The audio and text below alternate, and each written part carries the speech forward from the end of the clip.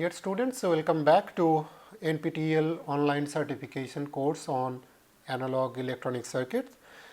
Myself Pradeep Mandal from ENEC department of IIT Kharagpur. So this is continuation of this course, and today's topic of discussion it is common base and common gate amplifiers. Based on our overall plan, let's see what is our situation now. We are in week 5 and we are in the building blocks of analog circuits, and in week 5 we have completed common collector and common drain. Today we are going to discuss about the common base and common gate amplifiers. Under that we will be discussing about basic operation, biasing, analysis, and design and numerical examples we will be covering later in the next class. So, whatever the concepts we are planning to cover today, it is the following.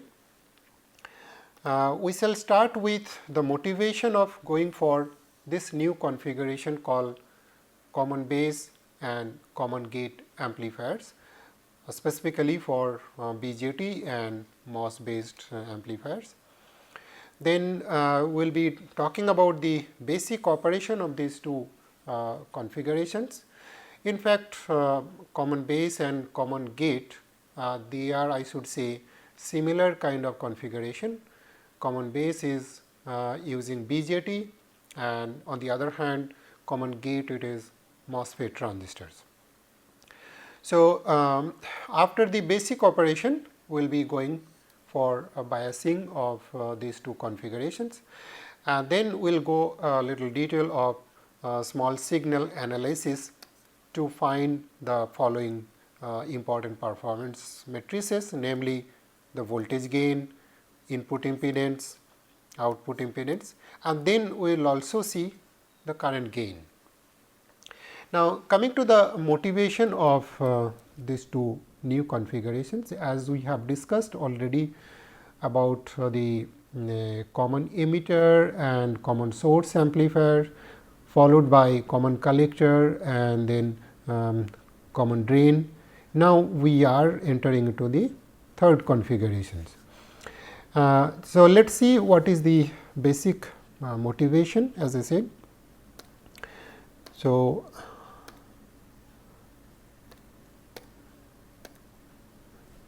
this is it is again recapitulation of whatever we have discussed before.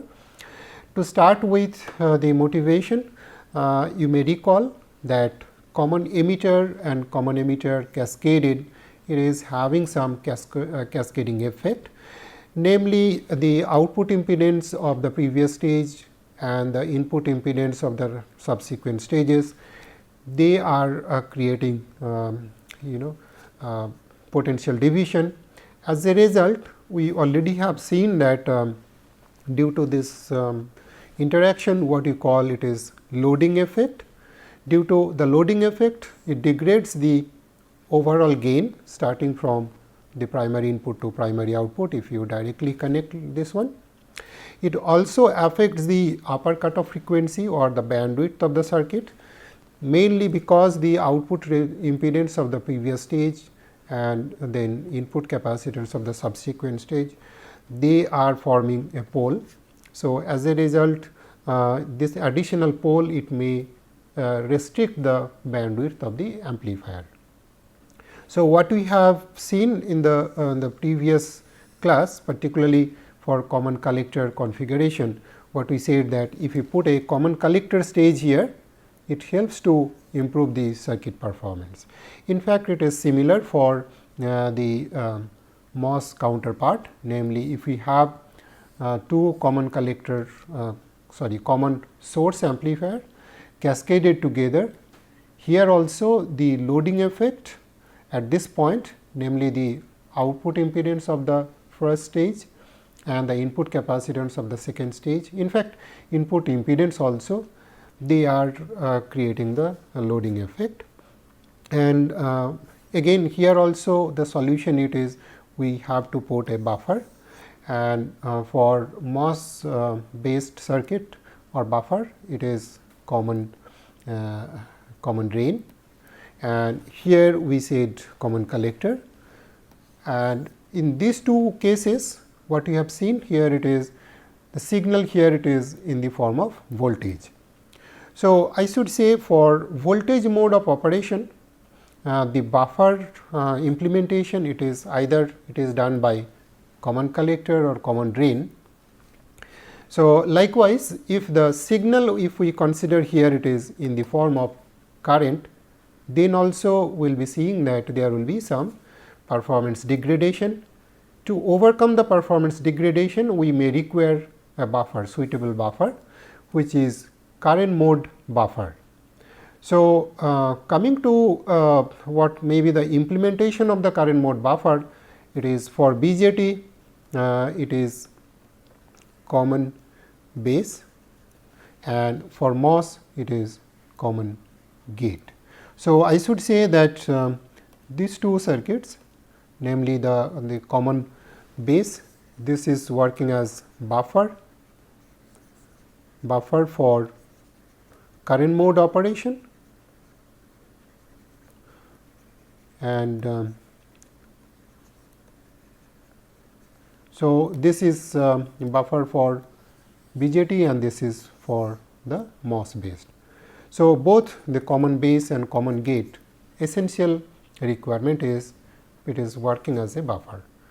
So, let us see what is the basic property we are looking out of this current mode buffer or buffer in current mode operation, whether the common base and common gate configurations are the suitable for those requirements that we will see.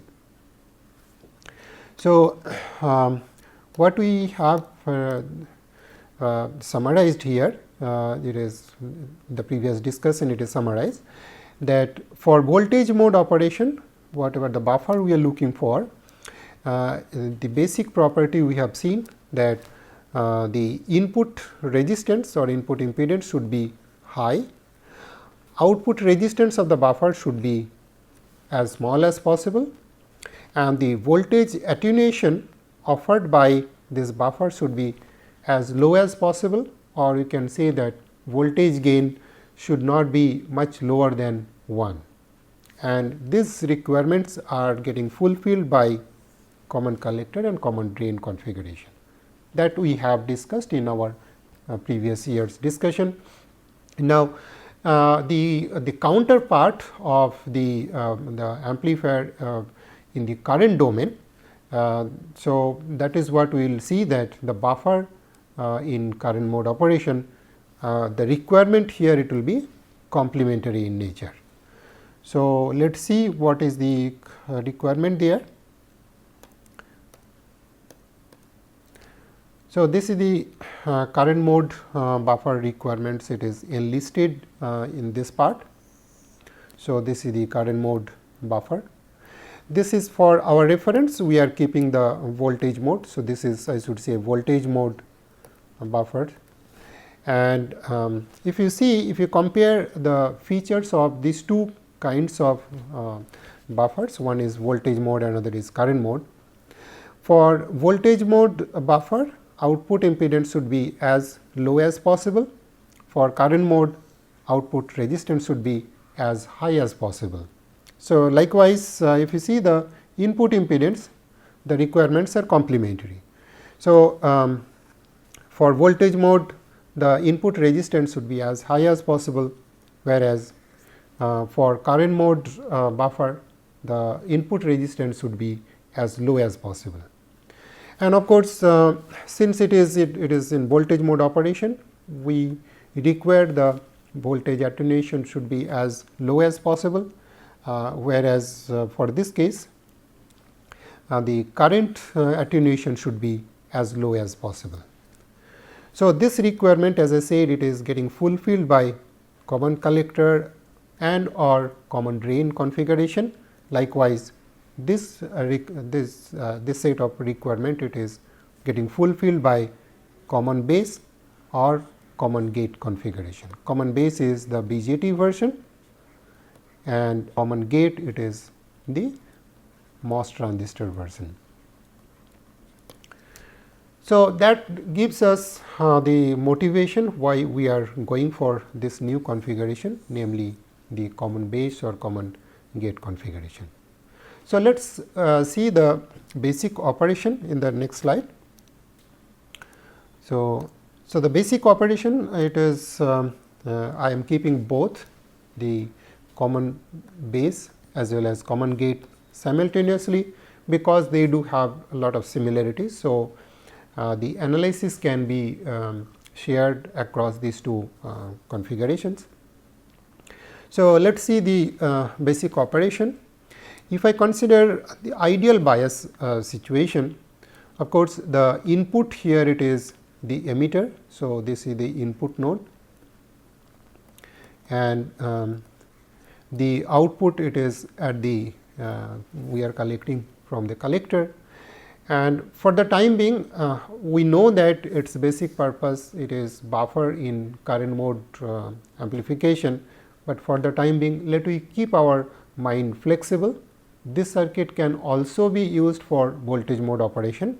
So, we will see that why we are insisting for current mode gain later, but let we start with our standard discussion, namely the voltage mode operation and then input and output impedance, and then we will be moving towards the current mode gain.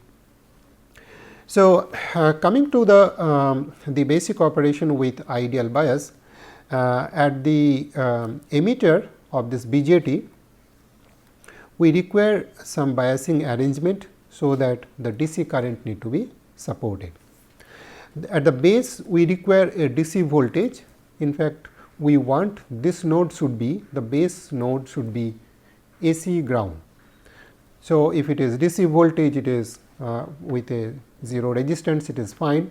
In case if it is having some resistance here, Thevenin equivalent resistance coming from the bias circuit, then you may have to add a capacitor here.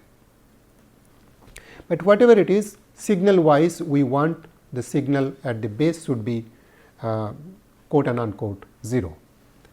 Now, at the input we can give the signal through a capacitor, it may be voltage or current, so that the DC operating point at the emitter node should not get disturbed by the DC condition of the input signal source. So, that is the purpose of adding this DC blocking capacitor.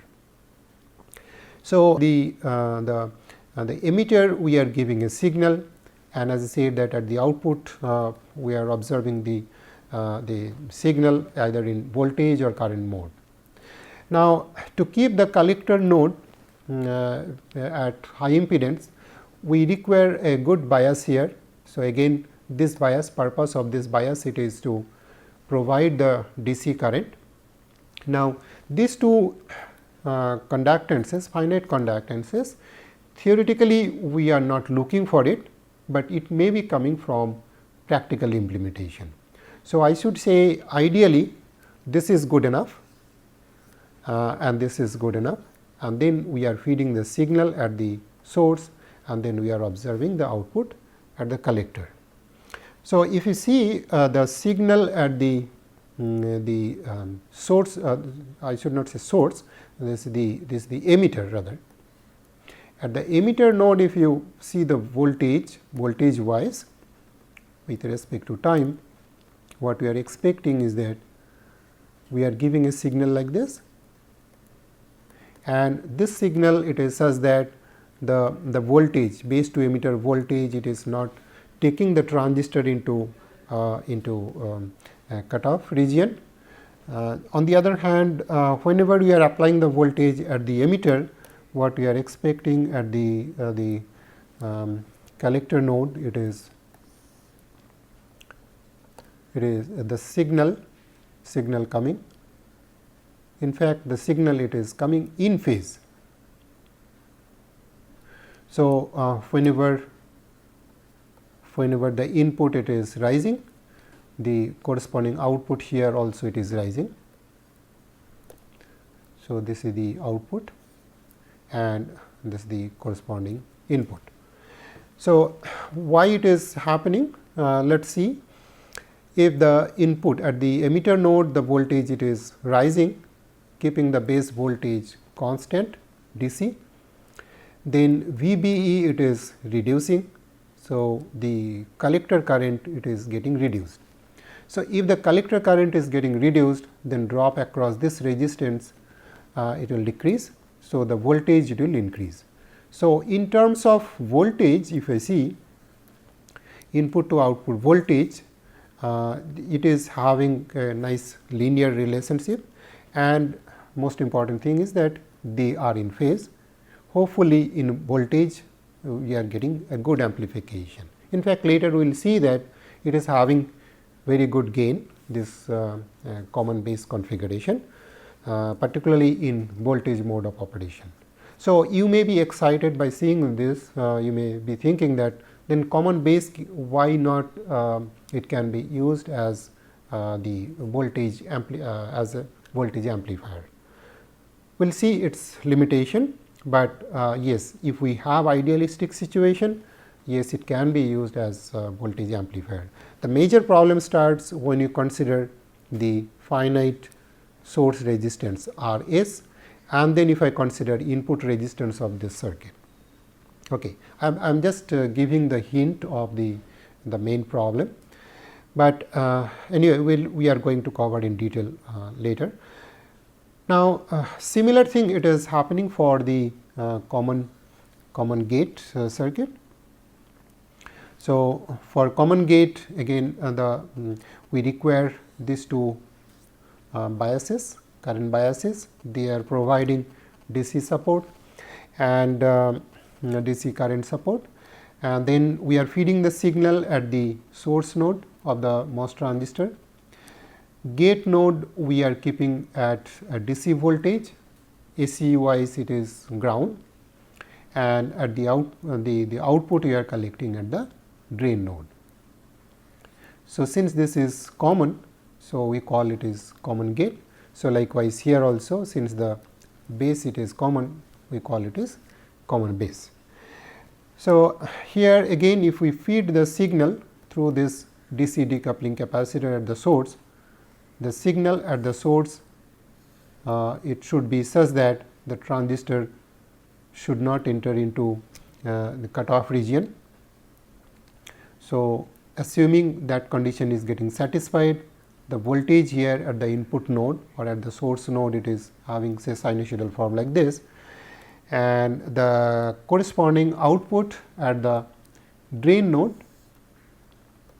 So, we are expecting similar to BJT, here also we are expecting amplified signal, it will be coming to the drain node. Why? That is because if the source voltage it is increased by keeping the gate voltage at DC level, the corresponding VGS here it is dropping. So, over this period VGS it is getting reduced compared to its DC condition. So, the current flowing from drain to source it is getting reduced, and then the drop across this resistance it is dropping. So, the voltage here, since this is DC voltage, so this DC voltage the voltage coming at the output which is VDD minus this drop, that is getting increased. So, I should say that input to output they are in same phase. So, this is the output, and again similar to common base, here the input to output we do get decent gain, voltage gain. It is in fact it is much higher than 1. So, we will see the issues in case if the signal source it is having finite source resistance R s, and if we consider input resistance of this circuit, we will see what kind of problem it will be there. But for the time being, let us consider the circuit. It will be analyzed for voltage gain, input resistance and output resistance. Okay. Little bit about, so this is the basic operation, little bit about biasing we can touch upon. So, in the next slide we will be discussing about the biasing of the common base.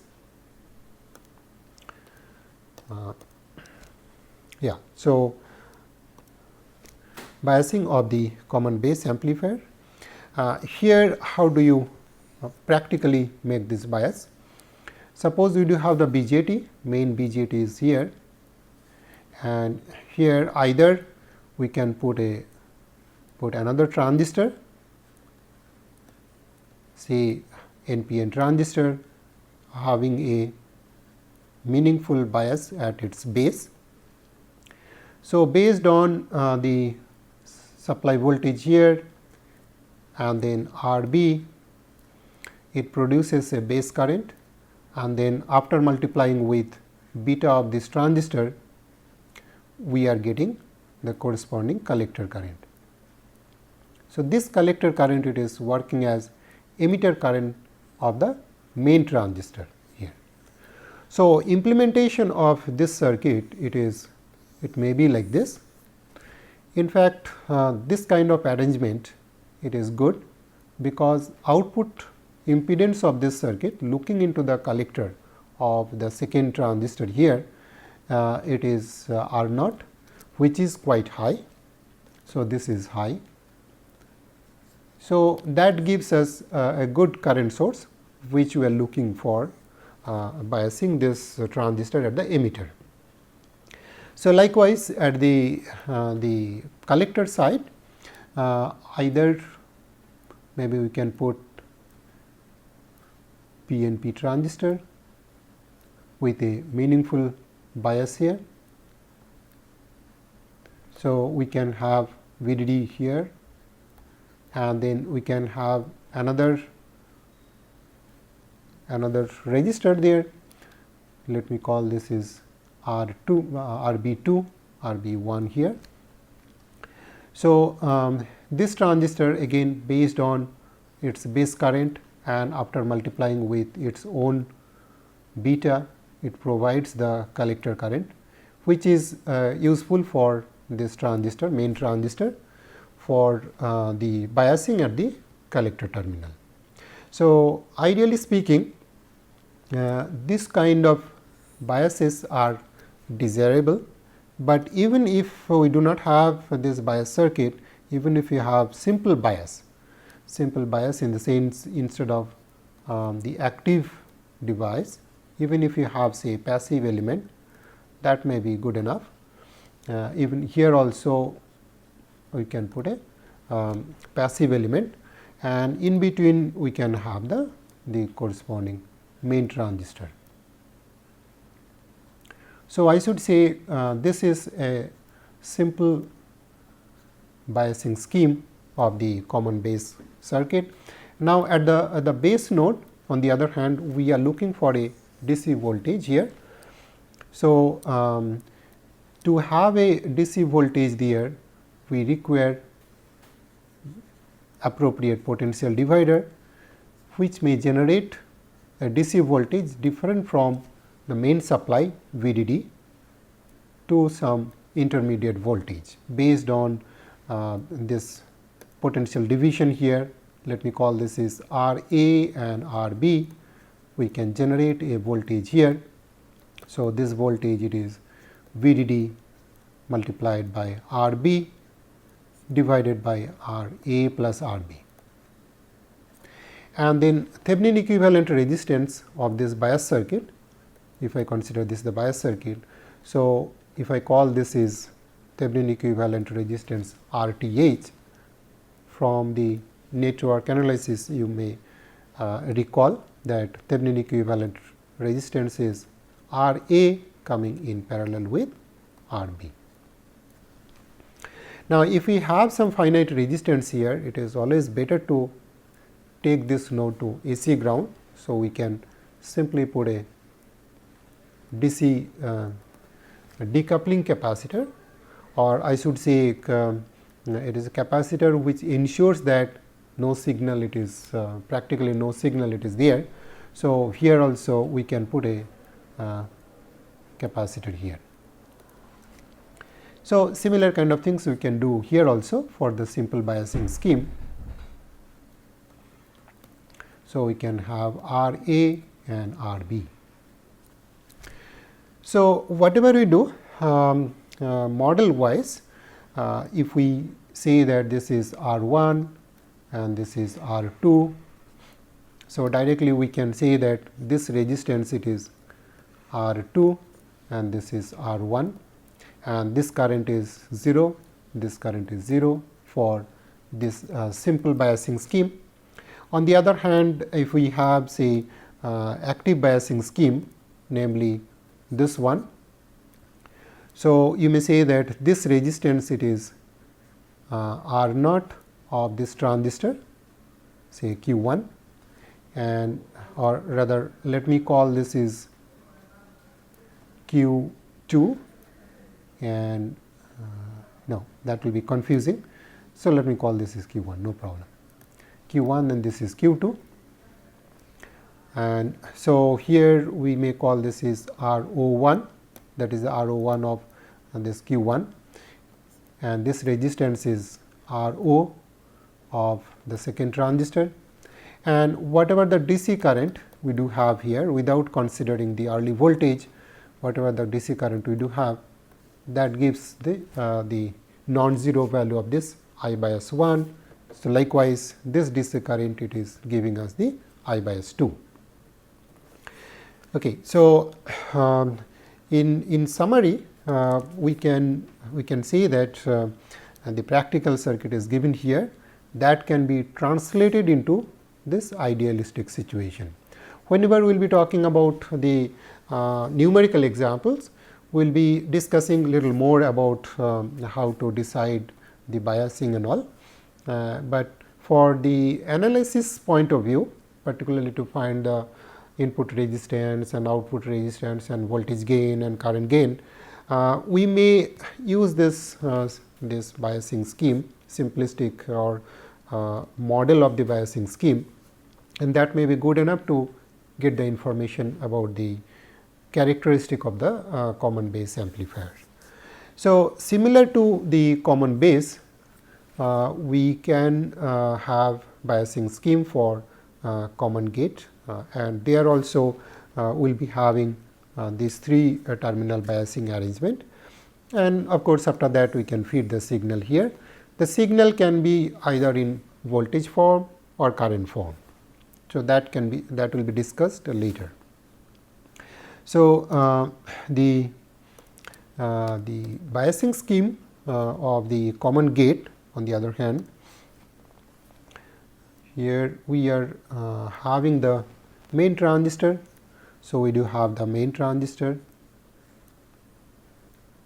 and then at the source side we do have, so at the source terminal we need to have a bias here. So, we may say that we can put a transistor here with a meaningful VGS of this transistor, so that this with a DC voltage, meaningful DC voltage here, this added transistor, let me call this is M 2, and then likewise at the drain side we can add PMOS transistor. Again here we need to have meaningful DC voltage at the gate. So, let me call this is M 1, and then the output it is coming from here, and then at the gate of the main transistor we can have a bias, DC bias here. Let you call this is R A and this is R B.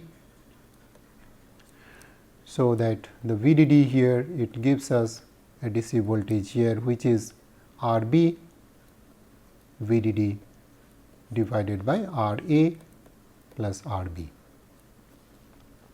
and then Thevenin equivalent resistance looking into this circuit, it is R A in parallel with R B.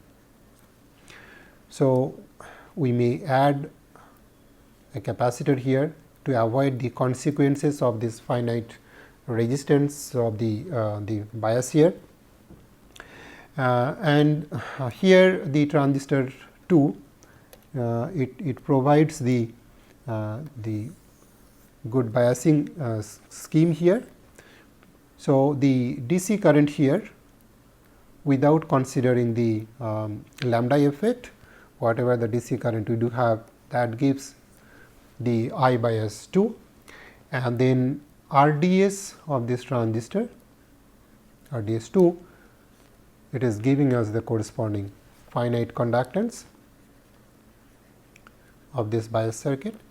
So, likewise M1 it is giving us the bias circuit here, or the corresponding DC current without considering lambda, it is giving this part, and then RDS of transistor 1, it is giving this resistance or finite conductance. So, that is the biasing scheme of the common gate. So, as I said that while we will be talking about numerical examples, we will be discussing about how to find the value of these resistances and so and so. In fact, you need to be careful here. If the current flow here and current flow here, they are not properly matched, then there will be adverse consequences. So, we may have to pay very good attention, so that these two currents, they should be quote and unquote equal, and that can be maintained by considering the individual transistors characteristic and whatever the corresponding voltage we do have here. So, matching of this, I should say, the source bias, source terminal bias and drain terminal bias is very important. On the other hand, the simpler version of the biasing scheme, similar to BJT, is also applicable here. It is in fact many a times, depending on the situation, we may use simple resistor here, and likewise at the drain side we may put simple resistor. Note that we may have different combination, namely at the source node we can have simple bias, and at the collector we may have the active bias, and vice versa. So, we do have different possible combination of the biasing scheme. And so, this resistor we may call this is R1 and this is say R2. So, this R2, it is giving this resistance R2, and this R1, it is giving this resistance. And of course, if we have this passive biasing, then this current and this current, they can be assumed 0. So, whatever the biasing scheme we do have, whether it is with active circuit or whether it is passive bias, that can be, or maybe combination of them, that can be modeled by this schematic.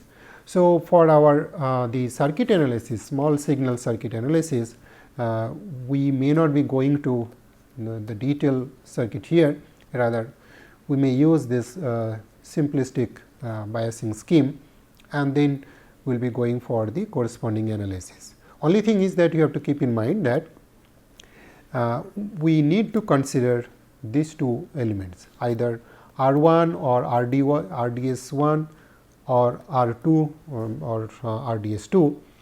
We need to consider finite value of these elements in our small signal analysis. So, let me take a short break, and then we will come back with a small signal analysis.